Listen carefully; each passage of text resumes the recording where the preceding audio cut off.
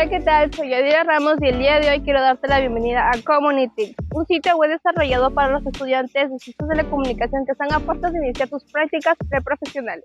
Sabemos que esta etapa genera muchas dudas. ¿Cómo buscar una plaza? ¿Qué debo entregar?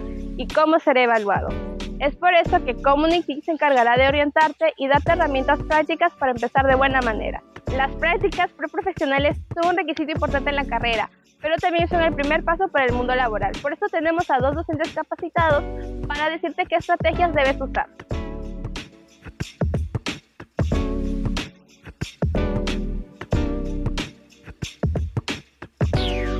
Buen día, el día de hoy nos encontramos con el profesor José Uchofe Morales, jefe de prácticas de la Escuela Ciencias de la Comunicación, y el día de hoy nos dará unos tips sobre las prácticas preprofesionales.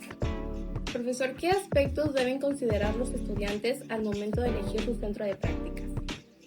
Bueno, uno de los aspectos principales, ¿no?, y que les va a ayudar a realizar las prácticas en lugares apropiados es elegir primero la línea que quieren hacer sus prácticas, ¿no?, de acuerdo a sus competencias, ¿no? Por ejemplo, hay chicos que van a las municipalidades, por ejemplo, ¿no? Y como dicen ellos, su fuerte no es la redacción, por ejemplo, porque ahí es full redacción, ¿no? Nota de prensa y todo eso, ¿no? Tampoco sobre protocolo, por ejemplo, todo lo que es organizacional, ¿no? Entonces, la idea es de que ellos elijan el centro de acuerdo a las competencias que tienen, ¿no? Porque a veces ya uno, pasando el quinto ciclo, sexto ciclo, ya va eligiendo la línea que quiere, ¿no? Algunos quieren audiovisuales, otros marketing, publicidad, etcétera, ¿no? Eso sería uno de los principales. ¿Cómo influye la retroalimentación en el desarrollo de las prácticas preprofesionales? Influye positivamente porque cuando nosotros vamos a supervisar los centros, a veces nos mencionan que hay alguna carencia en algunos practicantes, por ejemplo, ¿no?, en determinados aspectos de, por ejemplo, redacción, que puede ser uno de los casos, o manejo de software, por ejemplo, para edición. Entonces, nosotros reforzamos esas carencias que tienen y hacemos con los mismos jefes de centros para que ellos puedan desarrollar la actividad ya normalmente, ¿no? Como les digo a ellos, pues nosotros tenemos profesores o docentes en todas las especialidades y dependiendo de la carencia que tengan, nosotros los podemos ayudar para que hagan una mejor labor, ¿no? ¿Y qué errores se deben evitar durante este proceso?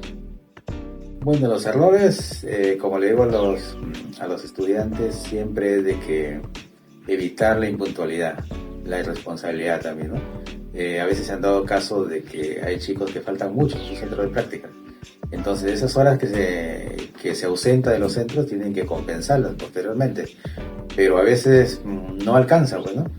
A veces llegan a los centros después de una semana, por ejemplo, que recién se reincorporan, ¿no? Entonces recuperar 4 horas diarias por 5 días son 20 horas, ¿no? Recuperar 20 horas es un poquito difícil a veces, ¿no? Ya 40 horas, mucho peor, ¿no? Entonces, eso es lo que siempre les decimos, que la responsabilidad y el cumplimiento es lo fundamental, ¿no?, para salir adelante. ¿Por qué es clave mantener la comunicación con los docentes supervisores? Es clave porque nos permite conocer cuál es el avance de los chicos en los centros, ¿no?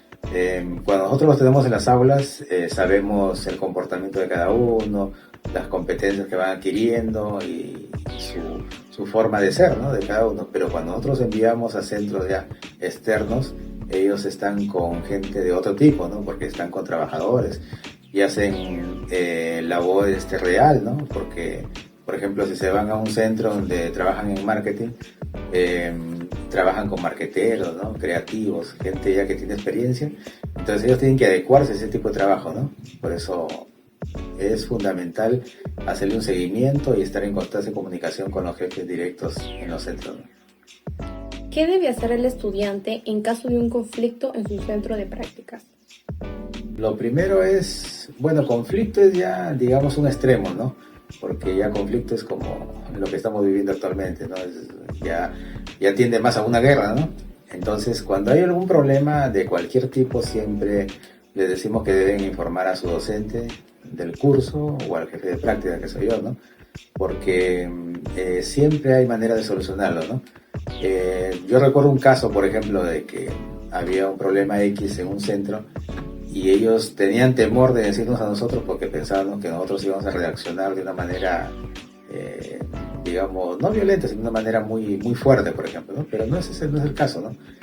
Nosotros somos académicos, pues, ¿no? Y sabemos manejar lo que es el lenguaje, pues, la forma como dijo un profesor que tenía hace muchos años ya, que todavía lo recuerdo, que decía, hasta para insultar hay que ser elegante, ¿no?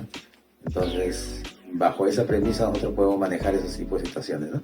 Lo que sí siempre le decimos es que cuando tengan algún problema de cualquier tipo, recurran al docente o recurran al supervisor, bueno, que es mi caso, ¿no?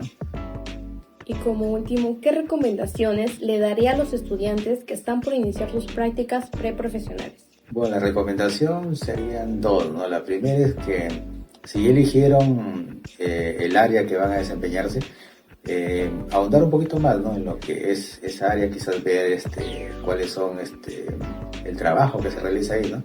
Porque a veces uno dice, yo me voy a dedicar solamente a diseño, ¿no? Pero no solamente el diseño, ¿no? Porque hay otras formas también de poder proyectar eso, ¿no? Entonces, informarse del lugar donde quieren ir. Y segundo, si ya tienen un centro, ¿no?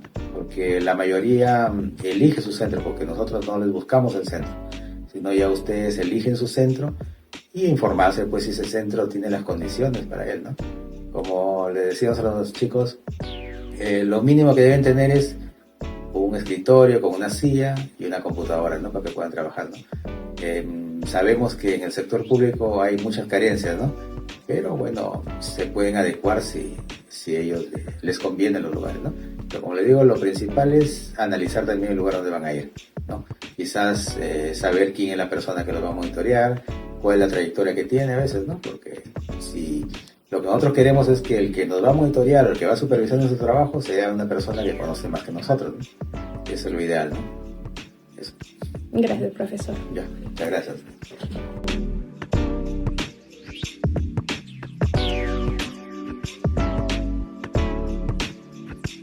Buen día, el día de hoy nos encontramos con la profesora Sharon Paredes, supervisora en las prácticas preprofesionales de los estudiantes de Ciencias de la Comunicación, y el día de hoy nos dará algunos tips acerca de las prácticas.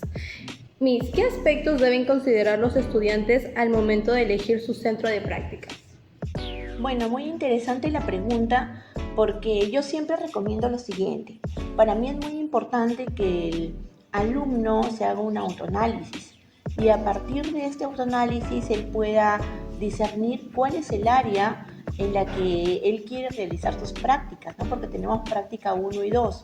Puede ser que en la práctica 1 él pueda decidir, digamos, hacer sus prácticas en marketing y publicidad, y en práctica 2 él pueda continuar en esa misma línea o poder hacer un cambio que podría ser en audiovisuales o periodismo o comunicación para el desarrollo, las áreas que les gustaría experimentar o de acuerdo al perfil que ha ido desarrollando durante todo sus ciclos académicos, ¿no? Que en este caso es de primero a octavo ciclo.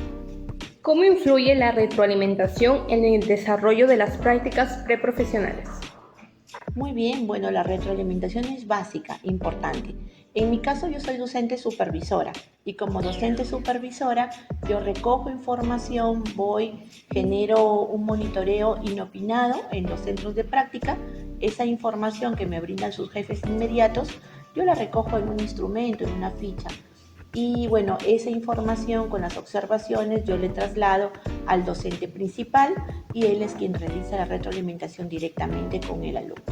¿Qué errores se deben evitar durante este proceso? Durante el proceso de prácticas es muy importante y un tema muy común, ¿no? Que ellos siempre tienen que presentar sus trabajos de acuerdo a un cronograma de práctica preprofesional. Pero hay un problema, muchos de ellos se confían y piensan que pueden presentarlo el siguiente día o que pueden presentarlo después. Entonces, ahí viene el problema, porque no es tan fácil abrir el sistema para que puedan volver a subir este trabajo en el caso de práctica preprofesional, que primero pues es su informe de práctica, su plan de práctica, luego su informe quincenal o mensual, cómo se maneja. ¿Qué debe hacer el estudiante en caso de un conflicto en su centro de prácticas? Informar directamente a su docente inmediato Y bueno, él a su vez nos informa, tomamos cartas en el asunto porque hay un reglamento que respalda y protege al alumno. Gracias, Liz. Los docentes nos brindaron información que muy pocas veces se habla o que muy pocas veces conocemos antes de iniciar tus prácticas preprofesionales. Espero que las recomendaciones de nuestros docentes capacitados les haya servido.